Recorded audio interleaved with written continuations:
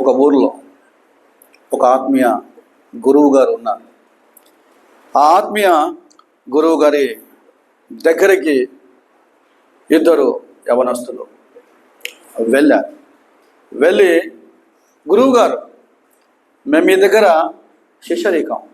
శిష్యత్వం చేయాలని ఆశపడుతున్నాం. మా ఇద్దరిని శిష్యులుగా మీరు చేర్చుకోండి. సో గురువుగారు చెప్పారు, దేనికోసం, ఎందుకు నా దగ్గర మీరు శిష్యత్వం చేయాలని ఎందుకు అనుకుంటున్నారంటే, గురువు గారు, ఈ లోకంలో మేము కూడా జ్ఞానము కలిగి ఉండాలి, మేము కూడా దైవ జ్ఞానము కలిగి ఉండాలి, మేము కూడా దైవభక్తి కలిగి ఉండాలి అన్న దృఢ సంకల్పంతో మీ వద్దకు వచ్చాం, దయచేసి మమ్మల్ని స్వీకరించండి అన్నప్పుడు గురువు గారు చెప్పారు, ఓకే, మీరిద్దరు కూడా జ్యోతి మీరిద్దరు కూడా నా దగ్గర శిష్యరికం చేయాలంటే, శిష్యులుగా ఉండాలంటే నేను మీకు టెస్ట్ పెడతాను. ఆ పరీక్ష పెడతాను నేను. ఆ పరీక్ష పెట్టిన తర్వాత మీరు శిష్యరికమునకు అర్హుల కారా అనేది నేను మీకు చెప్పేస్తాను. ఒకే గురువు గారు, వీఆర్ రెడీ అని ఇద్దరు శిష్యులు చెప్పారు. వెంటనే గురువు గారు ఏం చేశారంటే, 2 సంచులు తీసుకొని వచ్చాడు. 2 సంచులు తీసుకొని వచ్చి, ఒక సంచి నిండా ఆహార పదార్థాలు ఉన్నాయి, సంచి చాలా బరువుగా ఉంది, మరొక సంచి ఏమో ఖాళీగా ఉన్నది. శిష్యులను పిలిచి మొదటి శిష్యునికి చెప్పాడు, ఈ సంచిని తల మీద పెట్టుకొని నేను నీకు చూపించే ఊరికి వెళ్ళాలి నాన్న. ఊరికి వెళ్ళినప్పుడు అక్కడ చిన్నలు మొదలుకొని పెద్దల వరకు ఎవరైతే బీదవారు కనపడతారో, ఎవరైతే నీ దగ్గరికి వచ్చి అడుగుతారో, ఆ సంచుల నుండి ఆహార పదార్థములు నువ్వు వాళ్ళకు తీసి ఇవ్వాలి. దాని 2వ సంచి ఖాళీగా ఉన్నది. ఆ 2వ సంచి ఖాళీగా ఉన్నది. సో ఆ యొక్క వ్యక్తితో చెప్పాడు, నువ్వేం చేయాలి అంటే, ఏం లేదు, నువ్వు ఆ ఊరిలో దారిన వెళుతున్న సమయంలో నీకు కంటికి కనిపించిన ప్రతి రంగురాయిని, ప్రతి డైమండ్, ఓకే, ప్రతి విలువైన వస్తువును నువ్వు సంచిలో వేసుకోవాలి. ఓ గురువు గారు, ఇదేమన్నా చాలా శ్రమతో కూడిన పని, మేము చేయగలమని ఇద్దరు కూడా, ఇటుపక్క ఒక వ్యక్తి, అటుపక్క ఒక వ్యక్తి, ఇద్దరు బయలుదేరారు. సో ఏ సంచిలో ఆహార పదార్థాలు ఉన్నాయో, ఆహార పదార్థములు ఇలా మోసుకొని ఎంతో మంది వస్తున్నారు. ఇలా తీసి ఇలా ఇస్తున్నాడు, ఇలా తీసి ఇలా ఇస్తున్నాడు. ఇస్తూ ఉండగా ఆ బరువైన సంచి ఏమైపోయింది? ఖాళీ అయిపోయింది. ఖాళీ అయిపోయిన తర్వాత ఇతడు చాలా సునాయాసనంగా, చాలా చక్కగా, చాలా కామ్గా నడుచుకుంటూ ఆ యొక్క గమ్యస్థానానికి వెళ్ళిపోయాడు. గురువు ఉన్న చోటికి వెళ్ళిపోయాడు. దాని 2వ శిష్యుడు, 2వ వ్యక్తి ఏం చేశాడంటే, ఇతడు దారిన వెళ్తున్న సమయంలో దారిలో కనబడిన ప్రతి విలువైన వస్తువును సంచిలో వేసుకుంటున్నాడు. అన్ని సంచిలో వేసుకున్నాడు. అన్ని వస్తువులు సంచిలో వేసుకున్నందువలన ఆ సంచి ఏమైపోయింది? ఎక్కువగా బరువు అయిపోయింది. ఆ సంచిని తీసుకొని రాలేక, ఆ సంచిని మోయలేక, ఇటు అటు సోలిపోతూ, నిరుత్సాహపడుతూ ఆ సంచిని అక్కడే వదిలేసి తిరిగి గురువు గారి దగ్గరికి, ఆ యొక్క గమ్యస్థానానికి వెళ్ళాడు. గురువు ఇంకా రాలేదు. అప్పుడు వీళ్ళిద్దరు ఆలోచన చేస్తున్నారు. అందులో మొదటి వ్యక్తి ఏమని ఆలోచన చేశాడంటే, ఒరే నాన్న, గురువు గారు మనకెందుకు ఈ పరీక్షలు పెట్టాడో నాకు అర్థమైంది. ఈ ఆత్మీయ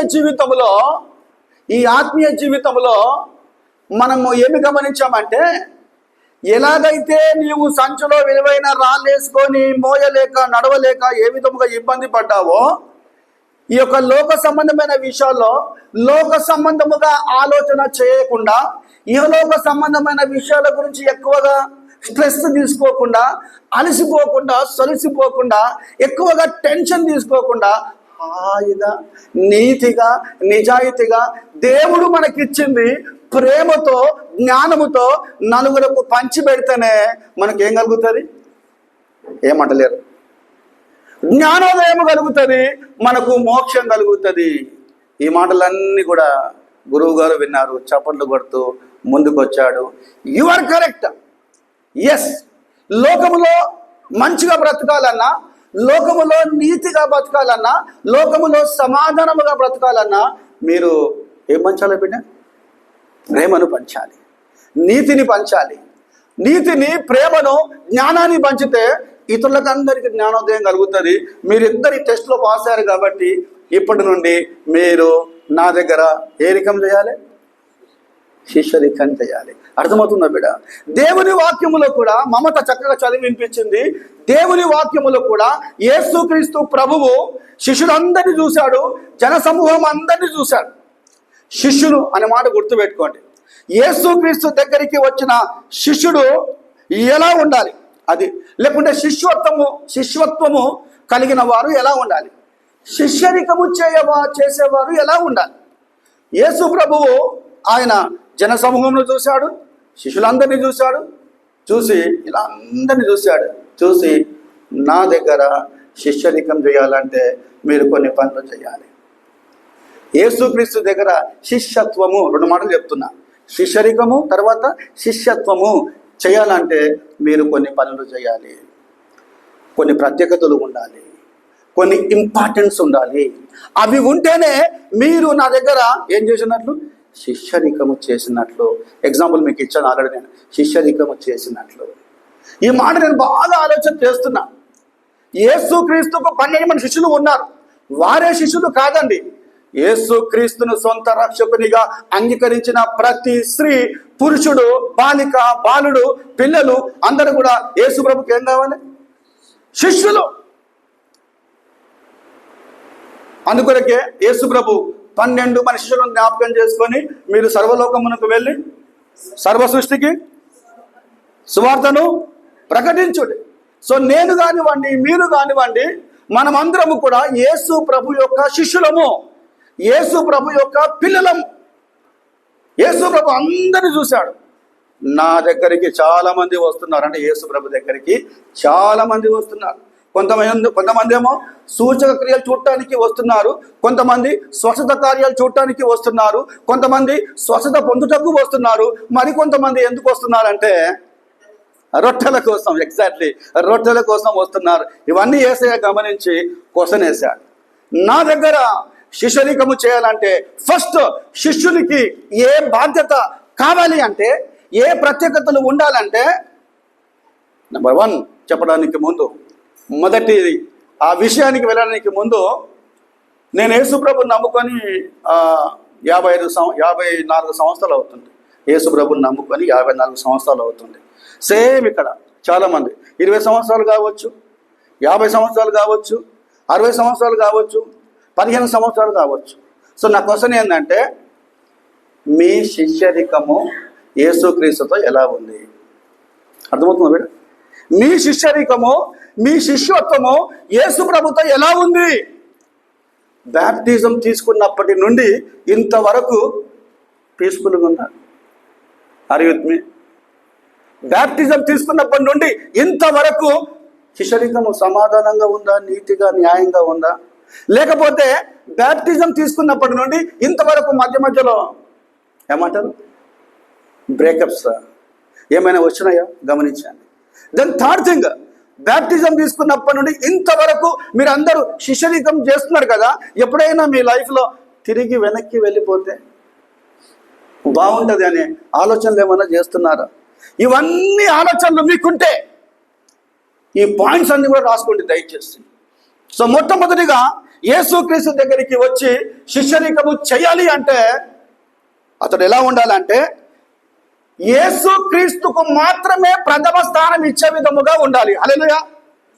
సో శిష్యరికము చేసే వ్యక్తి, శిష్యురాలు కానివ్వండి, శిష్యుడు కానివ్వండి, శిష్యత్వము చేయాలంటే అన్నిటికంటే ఎక్కువగా దేవునికి ఏం చేయాలి? నువ్వు ప్రాధాన్యత ఇవ్వాలి. ఓకే, అమాంగ్ ఎవ్రీథింగ్, అన్ని విషయాల్లో దేవునికి ప్రయారిటీ ఇవ్వాలి. ప్రయారిటీ పాస్టర్ గారు ఎలా ఇవ్వాలి పాస్టర్ గారు అంటే, ఇప్పుడు చదవండి, మీరు దయచేసి చదవండి. 26వ వచనం, అన్ని అందులోనే ఉంటాయి. 26వ వచనం అమ్మ, 26వ వచనం బిడ్డ.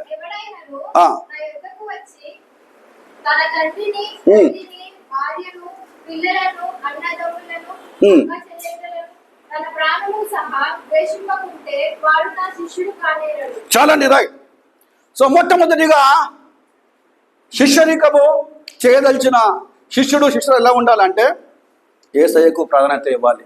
యేసయ్యకు ప్రాధాన్యత ఇవ్వాలంటే నీ ప్రాణము ద్వేషించేంత మటుకు. అక్కడ ఒక ఫ్యామిలీ ఉంది, ఒక ఫ్యామిలీ. ఏ ఫ్యామిలీ అమ్మా? అక్కడ ఎవరు ఉన్నారంటే తండ్రిని, తల్లిని, భార్యలను, పిల్లలను, అన్నదమ్ములను, అక్కచెల్లెల మాట ఉంది. దీని అర్థం ఏంటంటే వీళ్ళందరినీ ప్రేమించినంత మట్టుకు, అంటే వీళ్ళందరినీ ప్రేమించినంత మట్టుకు కంటే నువ్వు ఎవరిని ప్రేమించాలమ్మా?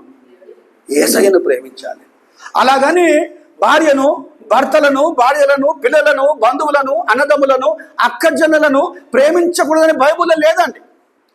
ఒక్కసారి నువ్వు యేసుక్రీస్తుని విశ్వసిస్తే, యేసుక్రీస్తును సొంత రక్షకుని అంగీకరిస్తే, కొంతమంది ఏం చేస్తారంటే ద్వేషిస్తారు. కొంతమంది ఏం చేస్తారమ్మా? ద్వేషిస్తారు. ఓహో, నువ్వు యేసయ్యను నమ్ముకుంటావా? యేసయ్యను సొంత రక్షకునిగా నువ్వు అంగీకరిస్తావా? కాబట్టి యేసయ్య అంటే మాకు ఇష్టం లేదు, నీకు ఇష్టమేమో, కమాన్ నువ్వు యేసయ్యను నువ్వు విశ్వసించు. అలా అందరు నిన్ను ద్వేషించినప్పటికీ, నీ ప్రాణము విసిగిపోవునంతగా నిన్ను ద్వేషించినప్పటికీ నువ్వు దేవునికి ఏం చేయాలి? నువ్వు ప్రాధాన్యత ఇవ్వాలి. వీళ్ళందరికంటే ఎక్కువగా నువ్వు దేవునికి ప్రాధాన్యత ఇవ్వాలి. నేను సేవకు పిలిపి వచ్చినప్పుడు అంతకుముందు నేను చక్కగా ఆర్ఎంపీ చేస్తూ చాలా డబ్బులు సంపాదించేవాడిని.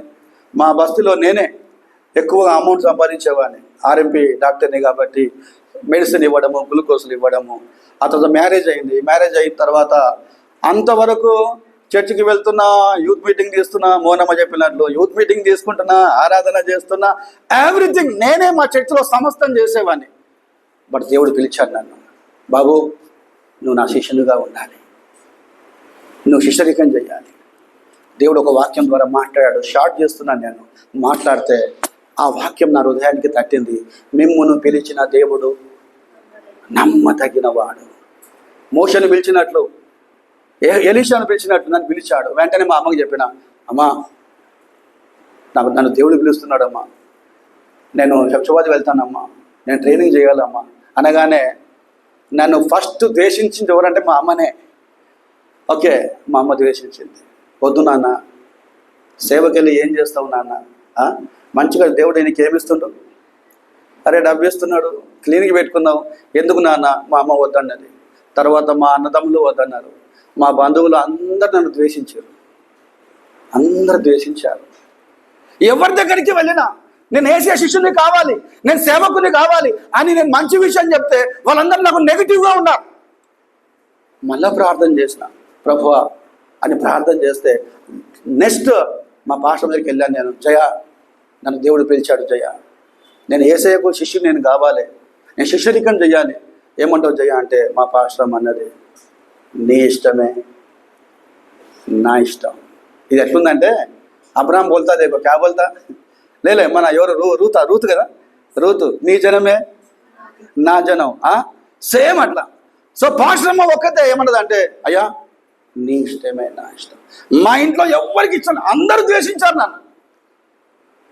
కట్టు బట్టలతో, చిన్న చిన్న సామాన్లతో అలా వెళ్ళిపోయాను. ఇక్కడ స్టాప్ చేస్తాను నేను. ఇప్పుడు మీరు చెప్పండి, యేసు క్రీస్తుకు మనం అన్ని విషయాల్లో ప్రథమ స్థానం ఇవ్వాలి. అలాగని గమనించాడు. అలాగని నన్ను ద్వేషించిన వారందరితో నేను శత్రుత్వం పెట్టుకోవాలా? నన్ను ద్వేషించిన వారందరితో నేను ఏమంటారు దీన్ని తెగదెంపులు చేసుకోవాలా? నన్ను ద్వేషించిన వారందరితో నేను దూరంగా ఉండాలన్నా? చెప్పండి దయచేసి. ఎందుకంటే అందరు నన్ను ద్వేషించారు. So what shall I do? నేనేం చేయాలి? సో యేసు ప్రభు అంటున్నాడు, నీవు నా శిష్యరికము చేయాలంటే, నాకు శిష్యునిగా ఉండాలంటే నీవు నాకు ప్రాధాన్యత ఇవ్వాలి. దీని అర్థం ఏంటంటే, యేసు క్రీస్తుకు నువ్వు ఎంత ప్రాధాన్యత ఇస్తావో, నిన్ను ఎంతమంది అయితే ద్వేషిస్తున్నారో, ఎంతమంది అయితే దూరం పెట్టారో, ఎంతమంది అయితే నీకు వ్యతిరేకముగా మాట్లాడుతున్నారో, అట్ ద సేమ్ టైమ్ నీవు వాళ్ళకు కూడా ఏమి ఇవ్వాలమ్మా? తొందరగా చెప్పండి, ఏమి ఇవ్వాలి? ప్రాధాన్యత ఇవ్వాలి. ప్రాధాన్యత ఇవ్వాలి అంటే వారిని కూడా నువ్వు ప్రేమించాలి. అదండి. అందుకే బైబిల్లో చాలా మాటలు ఉన్నాయండి.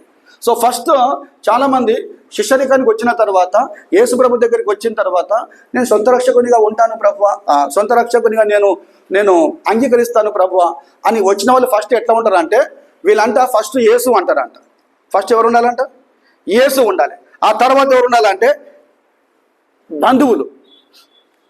ఫస్ట్ యేసు, తర్వాత దెన్ ఫస్ట్ యేసు, తర్వాత వీళ్ళంతా ఎవరు, భార్య, భర్త, బంధువులు, వీళ్ళందరూ కూడా. థర్డ్ ఇతరులు ఇంతేనండి. ఫస్ట్ యేసు, తర్వాత బంధువులు, భర్త, భార్య, పిల్లలు, వీళ్ళందరూ కూడా. థర్డ్ అంటే ఎవరు? ఇతరులు. ఇప్పుడు ఏమైందంటే ఫస్ట్ యేసు వద్దు, ఇప్పుడు ఫస్ట్ యేసు ఉన్నాడు, ఫస్ట్ ఎవరు ఉంటారు? ఫస్ట్ నేనుంటా. ఓకే, నా తర్వాత నా తల్లిదండ్రులు, భార్య, భర్త, పిల్లలు వాళ్ళందరూ ఉంటారు. తర్వాత ఎవరు ఉంటారు? తర్వాత యేసు ఉంటాడు. అట్లా అంటే అప్స్ అండ్ డౌన్ అన్నమాట. సో నేను ఏమంటున్నానంటే అన్ని విషయాలలో దేవునికి స్తోత్రం కలుగును గాక. మొట్టమొదటిగా యేసుక్రీస్తుకు మనం ఏం చేయాలమ్మో, మనము ప్రాధాన్యత ఇవ్వాలండి. చదవండి, బైబిల్లో ఒక మాట చదవండి దయచేసి. మత్తయి సువార్త 10:37. త్వరగా మత్తయి సువార్త 10:37. ఇంతసేపు అమ్మ ఎలా ఉండాలి వీరు?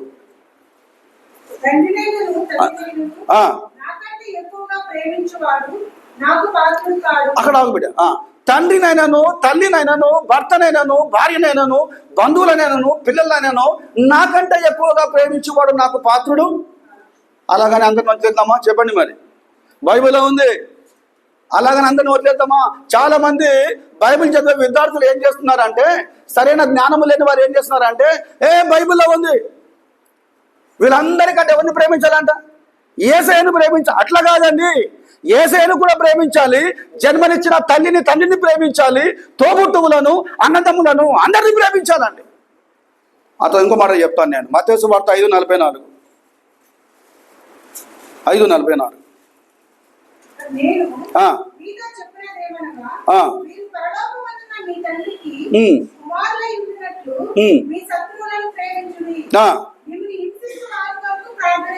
చాలండి, రైట్.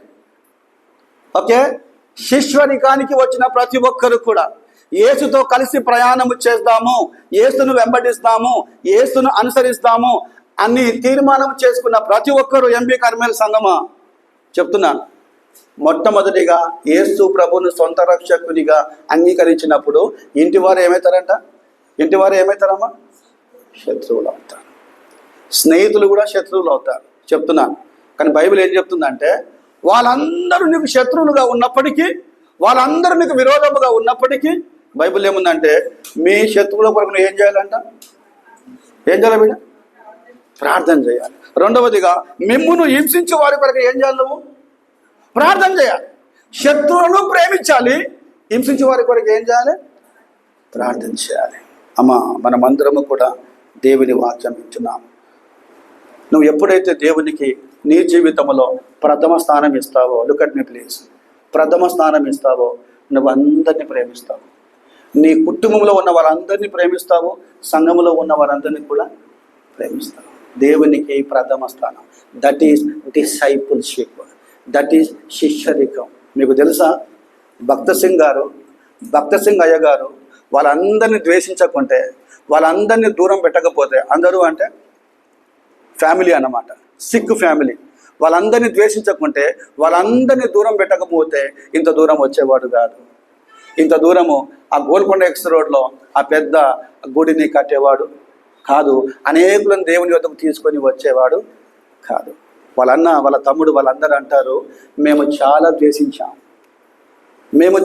చాలా ద్వేషించాం, నో అని చెప్పాం, కఠినంగా మాట్లాడాం.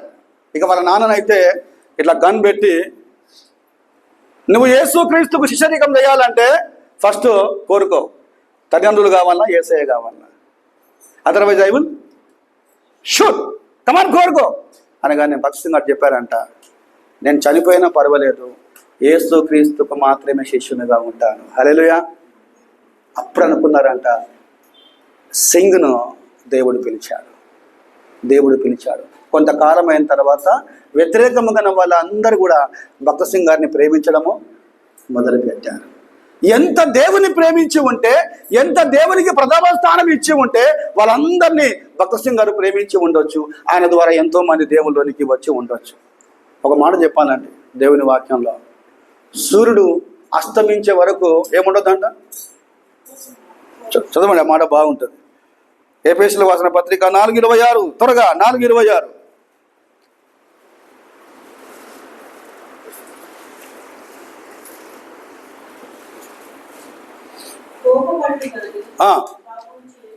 ఎస్,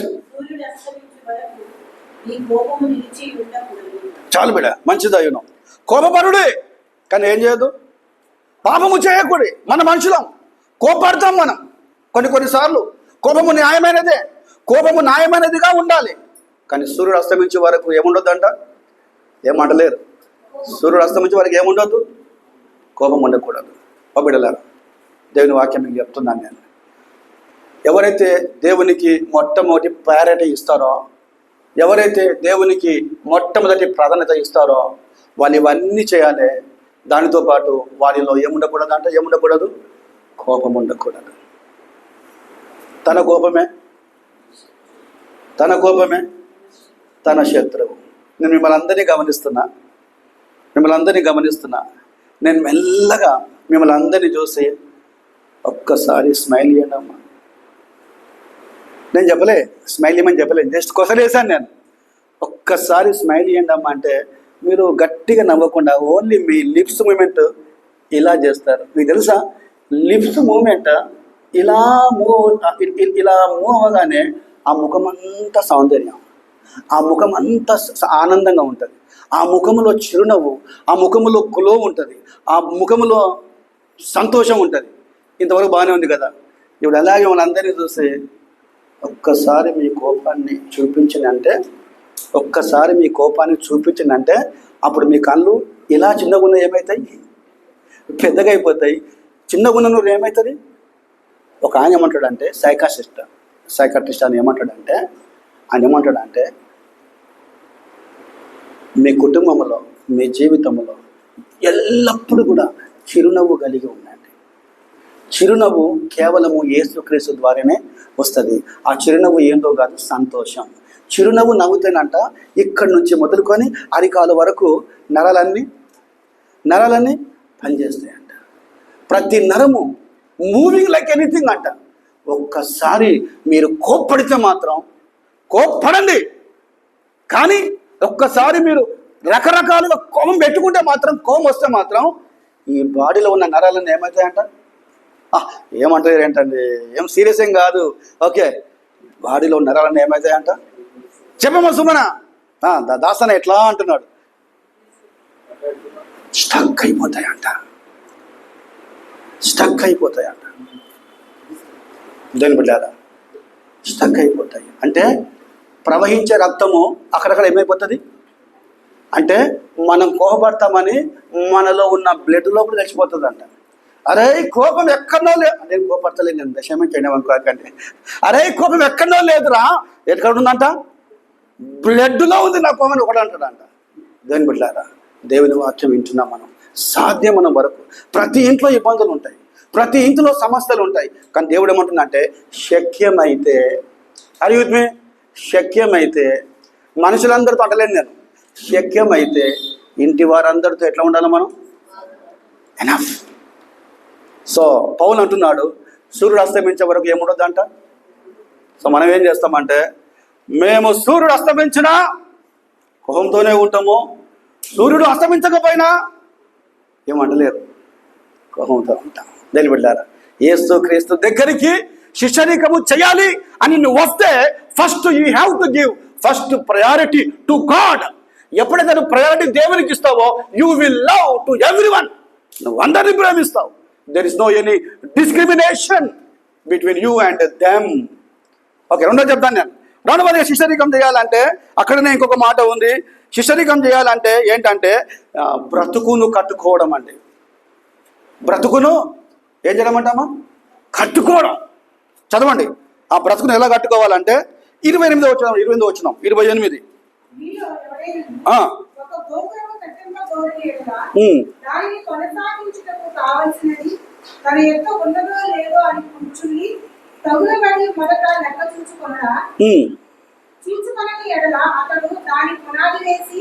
ఒకవేళ దానిని కొనసాగింపలేకపోయినందున చూచి వారందరూ ఈ మనుషులు కట్ట మొదలు పెట్టేది కానీ కొనసాగింపలేకపోయినని అతనిని చూచి ఎగతాళి చేయసాగుదురు. రైట్. సో రెండవది శిష్యరికం అంటే ఏమా బ్రతుకుని ఏం చేయాలి బిడ్డ? కట్టుకోవాలి. దేవుని వాక్యంలో ఎవరైనా ఒక గోపురం కట్టనారంభిస్తే, ఎవడైనా ఒక ఇల్లు కడితే, గోపురం కానివ్వండి ఇల్లు కానివ్వండి, కట్ట మొదలు పెట్టినప్పుడు డబ్బు ఉందా లేదా అని చూసుకోవాలి. బైబిల్ అదే ఉంది కదా బిడ్డ, డబ్బు ఉందా లేదా అని చూసుకోవాలి. డబ్బు అంతా సమకూర్చుకొని, ఎస్ ఈ ఇంటికి ఈ గోపురానికి ఎస్టిమేషన్ వేశాను, ఇంత ఖర్చు అవుతుంది, 7 లక్షలు అవుతుంది, కాబట్టి ఇంకొక 1 లక్ష ఎక్స్ట్రా పెట్టుకొని నేను స్టార్ట్ చేస్తాను అని సమకూర్చుకొని, డబ్బులు సమకూర్చుకొని ఇల్లు ప్రారంభించాలంట. ఒకవేళ నువ్వు డబ్బును సరిచూసుకోకుండా, ఎస్టిమేషన్ వేసుకోకుండా నేను కట్టగలను అని ఉన్న డబ్బుతో నువ్వు ఇల్లు కట్టినావు అనుకోండి, ఇల్లు కట్టిన తర్వాత నీ దగ్గర డబ్బు లేకపోతే మధ్యలో ఇల్లు స్టాప్ అయిపోతుంది. చూసిన వారందరూ ఏం చేస్తారు? నేను ఏం చేస్తాను? నేను ఎగతాళి చేస్తారు. పెద్ద బిల్డప్ అంటగా, పెద్ద బిల్డప్ అంటారు కదా. ఓకే, ఈయన పెద్ద ముందుకు వచ్చి ఇల్లు మొత్తం నేను కట్టేస్తాను అన్నాడు, ఇల్లు సుందరంగా కడతానన్నాడు, కానీ మధ్యలోనే ఇల్లు ఏం చేశాడు? దీని అర్థం ఏంటంటే, అమ్మా శిష్యరికం చేయాలంటే నీ బ్రతుకుని ఏం చేయాలి? నువ్వు కట్టుకోవాలి. యేసుక్రీస్తులోనికి వచ్చిన తర్వాత, యేసుక్రీస్తును సొంత రక్షకునిగా అంగీకరించిన తర్వాత, గమనించండి, ప్రారంభంలో ఎలా ఉన్నావో అంతం వరకు కూడా అలా ఉండాలి. ఇల్లు ఎట్లా ప్రారంభించావో పునాదితోని, అది ఫినిష్ అయ్యేంత వరకు ఎలా గృహప్రవేశము చేసుకొని సంతోషముగా ఇంటిలోనికి వెళ్ళావో, యేసు ప్రభును నమ్మినప్పటి నుండి అంతం వరకు ఎట్లా ఉండాలి? నీ బ్రతుకుని ఏం చేయాలి? నువ్వు కట్టుకోవాలి. యెహోవా బ్రతుకును కట్టించనిలా కట్టువారి ప్రయాసం వ్యర్థమే. యెహోవా జీవితాన్ని, జీవమును కట్టించనిలా కట్టువారి ప్రయాసం. సో నువ్వు కట్టుకోవాలమ్మా. నీ బ్రతుకును, నీ జీవితాన్ని ఎవరిలో కట్టుకోవాలన్నా? యేసు ప్రభును. చాలామంది కట్టుకుంటలేరు తెలుసా? చాలామంది కట్టుకుంటలేరు. వారి జీవితాలలో వాళ్ళే ఏం చేస్తున్నారంటే విచ్ఛిన్నం చేసుకుంటున్నారు. కారణం యేసయ్య లేక, కారణం ప్రార్థన లేక, కారణం విశ్వాసము లేక, కారణం భయభక్తి లేక కట్టుకున్న ఆ యొక్క గృహాన్ని, ఆ జీవితాన్ని విచ్ఛిన్నం చేసుకుంటున్నారు. అమ్మా, నీ బ్రతుకును నువ్వు కట్టుకోవాలంటే, లేకుంటే యేసుక్రీస్తు దగ్గరికి వచ్చి నీ బ్రతుకును కట్టుకోవాలంటే నువ్వు అన్ని విధాలుగా మంచిగా ఉండాలమ్మా. చదవండి దయచేసి మత్తయి సువార్త 7:24 తొందరగా 7:24.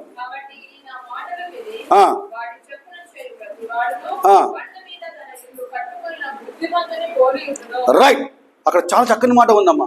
కాబట్టి ఈ నా మాటలు విని వాటి చొప్పున చేయువాడు బండ మీద కట్టుకొనిన బుద్ధిమంతుని. నీ బ్రతుకు నువ్వు కట్టుకోవాలంటే నన్ను గమనించండి. ఎవరి మాటలు వినాలమ్మా? దయచేసి మనం దేవుని మాటలు వినాలి. ఆయన మాటలు వింటే నీ జీవితాన్ని కట్టుకుంటావు. యేసయ్య మాటలు వింటే నీ బ్రతుకును కట్టుకుంటావు, సరిది చేసుకుంటావు. అందుకే పౌలు ఏం చెప్పిందంటే, తాను కట్టబడాలి అంటే ఫుల్ఫిల్ చేయండి. తాను కట్టబడాలి అంటే, తన బ్రతుకు కట్టబడాలి అంటే, తన జీవితము కట్టబడాలి అంటే, తన శిష్యరికము జీవితాంతం ఉండాలంటే పౌలు ఏం చేసిండంటే, సమస్తమును, అది నాకు కావాలి, సమస్తమును పెంట కొవ్వుతో సమానం చేసుకున్నాడు. ఇంకోటి ఏంటంటే సమస్తమును నష్టపరుచుకున్నాడు. ఆయన సమస్తాన్ని నష్టపరుచుకున్నాడు. ఇక్కడ స్టాప్ చేస్తానండి. బైబిల్లో ఎవరైనా వారి జీవితంలో కట్టుకునే వాళ్ళు ఉన్నారా? ఎవరైనా బైబిల్లో వారి జీవితాలను కట్టుకునే వారు ఎవరైనా ఉన్నారా? కట్టుకొని స్థిరముగా నిలబడిన వారు ఎవరైనా ఉన్నారా అంటే తప్పిపోయిన కుమారుడు. ఆర్ యు విత్ మీ? తప్పిపోయిన కుమారుడు మొట్టమొదటిగా తన జీవితము సరిగా కట్టబడలేదు. కానీ దేవునికి స్తోత్రం కలుగును గాక. నేను యేసయ్య శిష్యునిగా ఉండాలి, యేసయ్యతో శిష్యరికము చేయాలి, యేసయ్యను వెంబడించాలి అని బుద్ధి వచ్చినప్పుడు మాట ఉంది. ఏమొచ్చినప్పుడమ్మా? బుద్ధి వచ్చినప్పుడు పశ్చాత్తాపడి, నన్ను గమనించండి, పశ్చాత్తాపడి నేను తండ్రి ఇంటి వారి పని వాళ్ళలో నేను ఒకరిగా ఉంటానని పశ్చాత్తాపడి దాని తండ్రి ఇంటికి వెళ్ళాడు.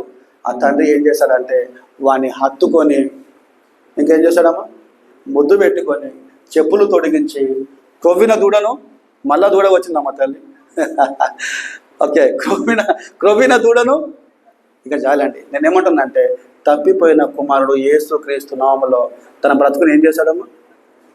నేను ఇంకొక మాట చెప్తాను. నేను ఇంకా ఎవరు కట్టుకున్నారంటే ముగిస్తాను. నేను ఇంకెవరు కట్టుకున్నారంటే జక్కయ్య కట్టుకున్నాడండి. తన బ్రతుకును యేసయ్య నామములో చక్కగా ఏం చేస్తాడు? కట్టుకున్నాడు. అయ్యా, ఇంతవరకు నేను అన్యాయము చేశాను, ఇంతవరకు నేను పాపము చేశాను, కానీ అవన్నీ యేసు నామములో ఏం చేస్తున్నా? అది నాకు కావాలి. వదిలిపెట్టడం చాలా ఇంపార్టెంట్ అండి. అన్నీ వదిలిపెడితేనే నువ్వు యేసయ్యకు శిష్యరికం చేస్తావు, యేసయ్య శిష్యునిగా ఉంటావు. కాబట్టి మొట్టమొదటిగా యేసుక్రీస్తుకు ప్రథమ స్థానం ఇవ్వాలి. రెండవదిగా దేవునికి స్తోత్రం కలుగును గాక, బ్రతుకుని ఏం చేయాలి? మనము కట్టుకోవాలి. ఇన్ ఎనీ సిచ్యువేషన్, ఏది వచ్చినప్పటికీ నీ బ్రతుకుని యేసయ్య నామములో ఏం చేయాలి? నువ్వు కట్టుకోవాలి. దాని మూడవది చెప్తాడు. మూడవదిగా యేసుక్రీస్తుతో పాటు నువ్వు శిష్యరికం చేయాలంటే, శిష్యునిగా ఉండాలంటే, మూడవదిగా నీ ఏం చేయాలంటే చదవండి 31వ వచనం. మరియు ఏ రాజైనను మరియొక రాజుతో యుద్ధము చేయబోవునప్పుడు తన మీదికి 20,000 మందితో వచ్చి వారిని 10,000 మందితో ఎదురొక్క శక్తి తనకు కలదో లేదో అని కూర్చుని మొదట ఆలోచింపడా? శక్తి లేని ఎడల అతనిద్దరూ దూరముగా ఉన్నప్పుడే రాయబారులు పంపి సమాధానం చేసుకొని చూచును కదా. చాలమ్మా, రైట్, ఓకే. సో మూడవది శిష్యరికం అంటే, గమనించండి, శిష్యరికం అంటే ఏంటంటే ఆధ్యాత్మిక పోరాటం చేయడం. ఏం చేయడం బిడ్డ?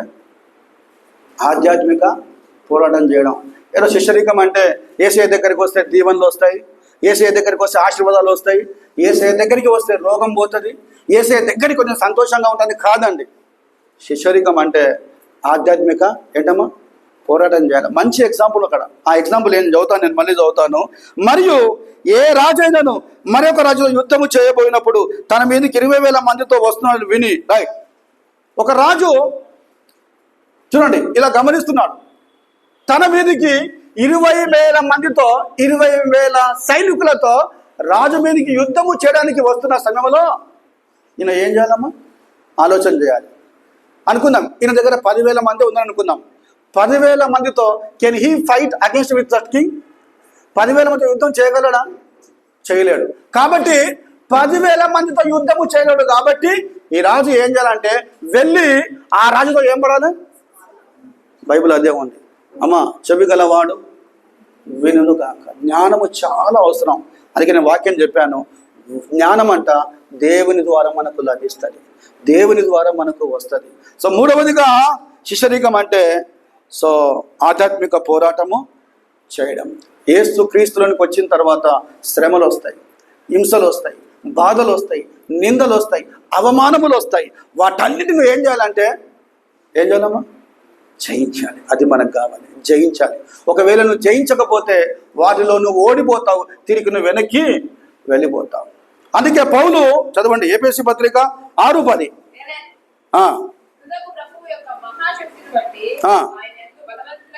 చాలా రైట్, ఒక్క నిమిషం ఉండండి. సో పౌలు ఏం చెప్తున్నా అంటే తుదకు చదువు బిడ్డ.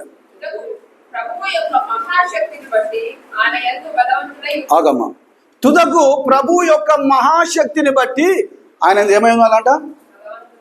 ఆధ్యాత్మిక పోరాటం అమ్మా, ఆధ్యాత్మిక యుద్ధం అమ్మా.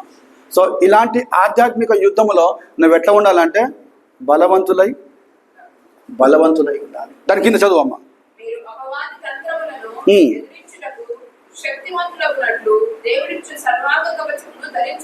రైట్, అపవాది తంత్రములను ఎదురించుటకు దేవుడిచ్చు సర్వాంగ కవచనాన్ని.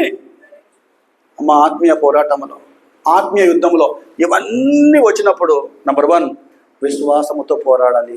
నన్ను గమనించండి. నంబర్ 2 ప్రార్థనతో పోరాడాలి. నంబర్ 3 వాక్యము ద్వారా పోరాడాలి. ఈ మూడింటి ద్వారా మీరు పోరాడితేనే మీరు అందులో విజయం గెలుస్తారు. ఒక మాట చెప్పన్నా, పౌలు గారు సేవ చేస్తున్న రోజుల్లో ఎన్నో శ్రమలు వచ్చాయి, ఎన్నో ఇబ్బందులు వచ్చాయి. సో ఇలాంటి శ్రమలు ఇబ్బందులు వచ్చినప్పుడు పౌలు ఏమంటుందంటే, అసలు నాకు చాలా ఆశ్చర్యమైన మాట నాకు అది.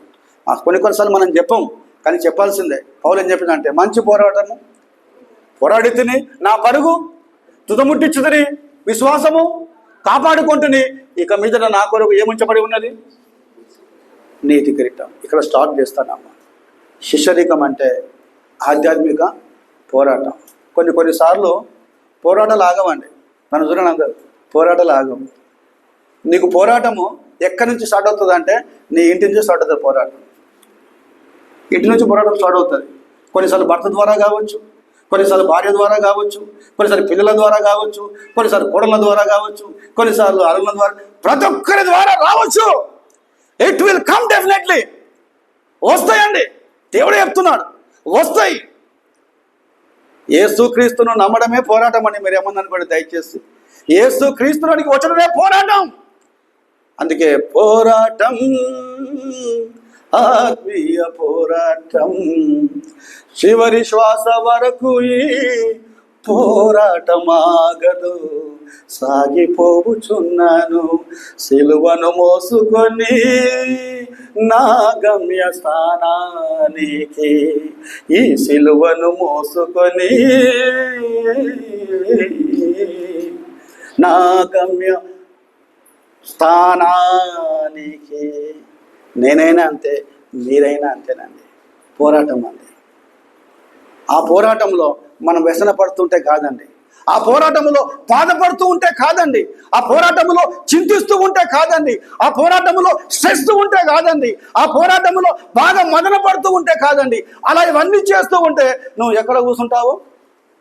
ఏమంటలే, ఎక్కడ కూర్చుంటావు? అక్కడనే కూర్చుంటావు నువ్వు, అంతే. ఇక నువ్వు జీవోక్షేమంలో పడి ఉంటావు.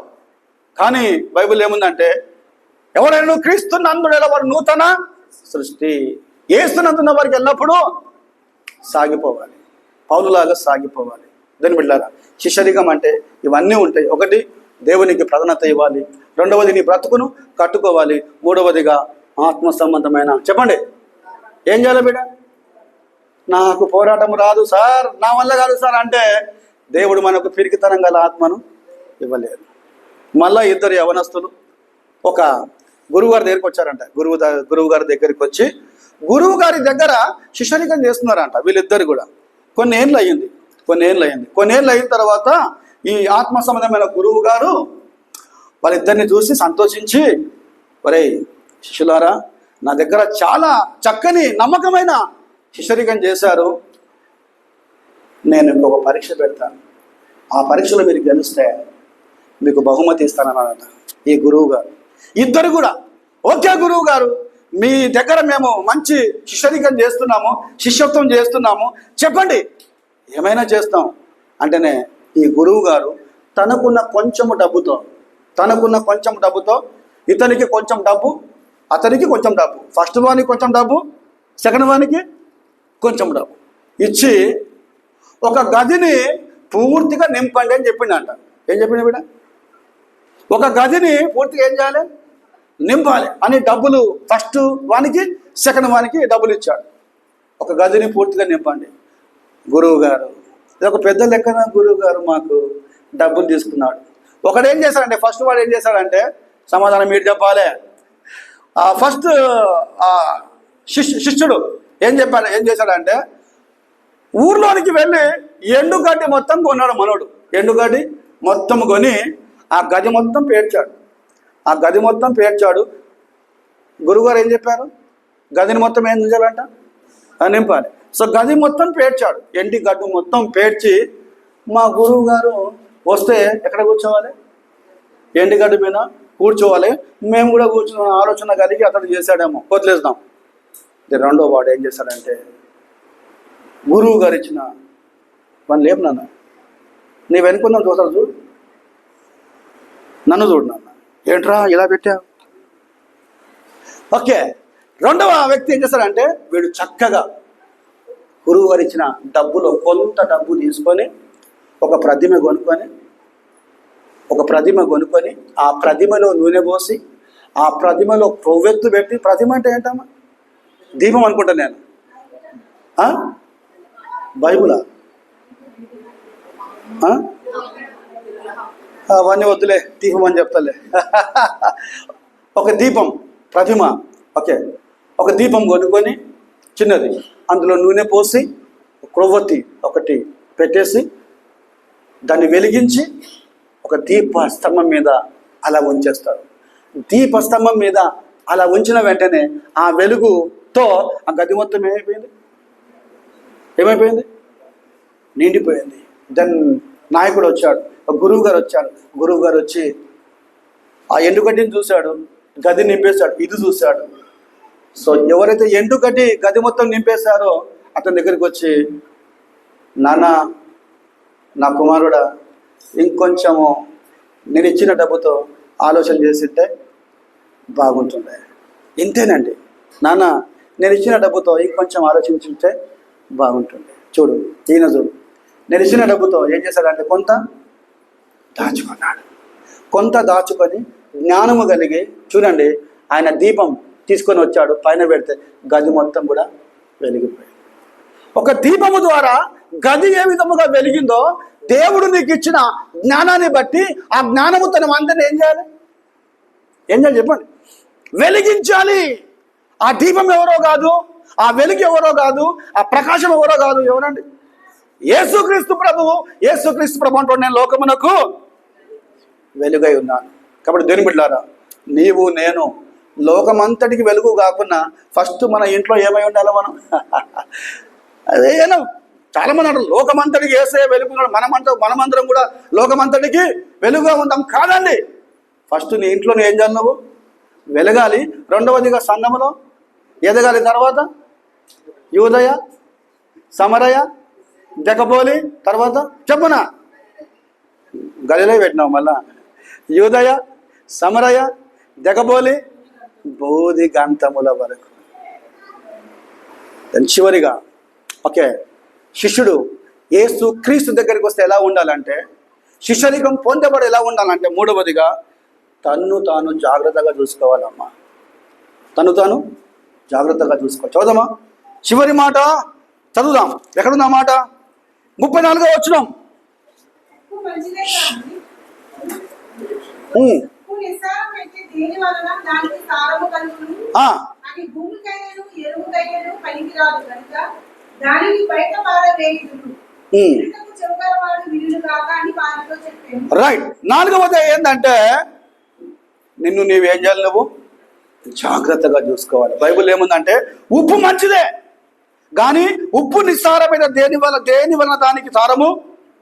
ఉప్పు మంచిదే అమ్మా, అర్థం చేసుకోండి. ఉప్పు మంచిదే కానీ ఉప్పులో ఏం లేదు, సారము లేదు. ఉప్పులో సారము లేకపోతే, వినండి, రుచి లేకపోతే అది ఎరువుకు పనికిరాదు, తర్వాత భూమికి కూడా పనికిరాదు. సో ఉప్పులో ఏముండాలి చెప్పండి, సారం ఉండాలి. ఈ మధ్య మా పాశ్రమకు నాకు చిన్న సంభాషణ జరిగింది. చిన్న సంభాషణ, ఉప్పు అనే మాట వచ్చింది కాబట్టి ఇక తప్పడం లేదు చెప్పడానికి మా ఇద్దరికి.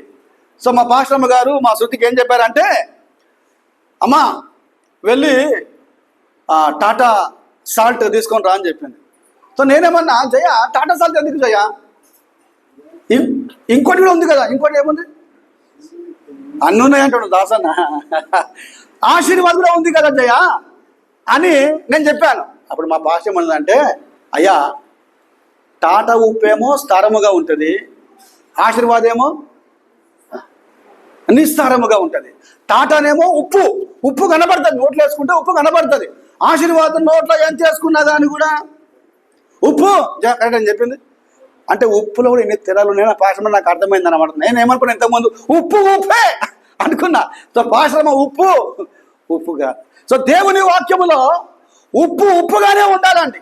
క్రైస్తవుడు ఎలా ఉండాలంటే, తను తాను ఎలా ఉండాలి, జాగ్రత్తగా ఉండాలి, నిస్సారముగా ఉండొద్దు, ఉప్పులాగానే రుచిగా ఉండాలి. చాలామంది ఏం చేస్తున్నారు, చాలామంది నేను క్రైస్తవుని అంటున్నారు, నేను విశ్వాసిని అంటున్నారు, నేను క్రైస్తవుని అంటున్నారు, విశ్వాసిని అంటున్నారు, కానీ క్రైస్తవుని లాగా విశ్వాసి లాగా ఏం చేయడం లేదు. ఉప్పు ఉంది అంటున్నారు, సాల్ట్ ఉంది అంటున్నారు, కానీ అందులో ఏం లేదు, ఉప్పు లేదు. మీరు ఈ లోకమునకు ఏమై ఉన్నారు, ఉప్పై ఉన్నారు. వాక్యం ముగిస్తానండి. దేని బిడ్డారా, మనము ఉప్పుగానే ఉండాలి.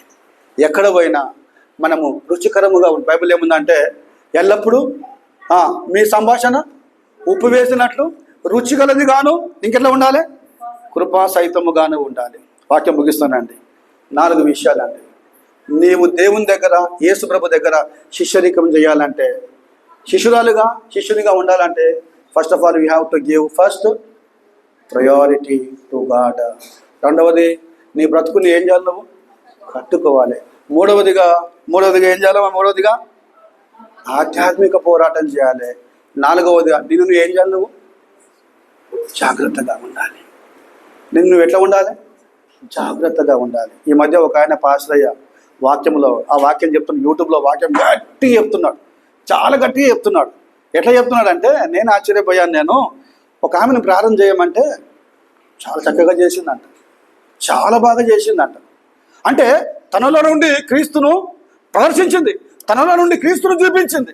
పాస్టరయ్య గారు ఆమెను ముందుకు పిలిచి అంత అయిపోయిన తర్వాత వెరీ గుడ్ బిడ్డ, చాలా బాగా ప్రార్థన చేశారు. ఈరోజు నువ్వు ఉప్పు చూపించినావు అన్నాడంట. ఏం చూపించినావు? ఉప్పు. అంటే నువ్వు కనపరుచుకున్నావు దేవుల్లో. ఇదంతా అయిపోయింది. పాస్టర్ గారు అన్ని ఇల్లు దర్శిస్తూ ఈమె ఇంటి గుండా పోతుందంట. ఈమె ఇంటి గుండా ఓకే కొంచెం దూరం ఇల్లు అక్కడ ఉంది. ఇలా వెళ్తుంటే గట్టిగా మాట్లాడుతుందట. ఏదో వాదన జరిగింది. దాన్ని చాలా గట్టిగా మాట్లాడుతుందంట. నాకు అప్పుడే అర్థం, అరే ఈ గొంతు ఎక్కడో విన్నా కదా నేను. ఎక్కడ తప్ప గొంతు అంటే ఆయనకు అర్థమైంది. ఆ చర్చిలో ఈమె ఏం చేసింది? అరే అక్కడ అంత బాగా ప్రారంభం చేసి అక్కడేమో ఉప్పు సారముగా ఉన్నది, ఇక్కడేమో ఏం లేదు బిడ్డ, నిస్తారముగా మాట్లాడుతుంది. ఏం సంగతి అని ఈయన ఏం చేసిందంటే చూద్దాం ఏం సంగతో అని పోయినంట. తలుపు కొట్టిందంట. అమ్మా మేరీ ఎవరినోరా? మేరీ కాదు తల్లి, చెప్తున్నా అమ్మా మేరీ అనగానే ఆమెకు అర్థమైంది పాస్టర్ గారు అని. తలుపు తెరిచింది. పాస్టర్ గారు నా మాటలన్నీ వినేశారా పాస్టర్ గారు అంటే, అమ్మ వినేసారి ఏందమ్మా? ఏ టు జెడ్ విన్నానమ్మా నేను. విన్నానమ్మా నేను అనగానే ఆమె ఏమన్నా తెలుసా? పాస్టర్ గారు ఏంటమ్మా, నీవు ఏం చేయాలి? జాగ్రత్తగా చూసుకోవాలి కదా బిడ్డ. ఆడనేమో జాగ్రత్తగా నువ్వు ఉన్నావు అనుకుంటున్నావు, కానీ ఇంట్లోనేమో జాగ్రత్తగా నువ్వు లేవమ్మా, తప్పమ్మా అంటే అప్పుడు క్షమాపణ అడిగి ఇక్కడి నుంచి ఆ విధానం చేయడు పాస్టర్ గారు అని వెంటనే పశ్చాత్తాపడి ఒక మంచి క్రైస్తవురాలుగా మారింది. అలాంటి కృప దేవుడు మనకు అనుగ్రహించును గాక. తలలు వంచని ప్రార్థన చేద్దాం. తలలు వంచినట్లయితే ప్రార్థన చేద్దాం. ప్రియా సహోదరు